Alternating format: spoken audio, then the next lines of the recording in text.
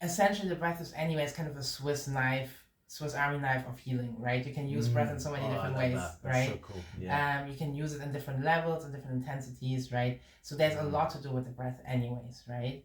So the way I see it is there's some techniques that are really great just really for your physical well-being, right? Not only, but mainly, right?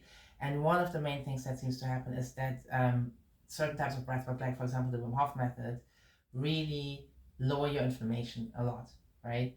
And that's really good for your body in general, for autoimmune diseases, but also, for example, for depression, because inflammation makes depression a lot worse, right? So there's this interesting cycle where depression creates more cortisol, right?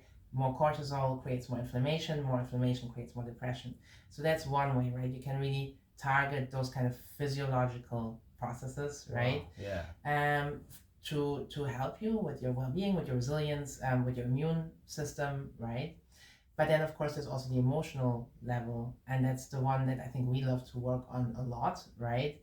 And there, what I would say is, I think breathwork is really great to take out a couple of cognitive filters that we normally walk around with, and let your system speak, right? And so that can do a lot of good things. It can basically mean that you come in touch with emotions that you've been suppressing, right? Suppressing emotions is extremely energy consuming, actually, and it dampens your entire experience of the world, right? That's one of the things that neuroscience has found, is that you cannot suppress just one emotion or just one memory.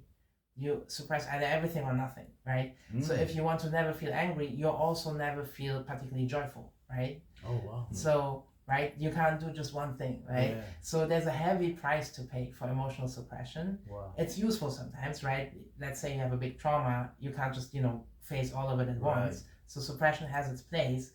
But if there are things where you can stop suppressing and see, oh, I can actually deal with that, that's empowering, and that's gonna set free a lot of emotional resources if you're ready for it.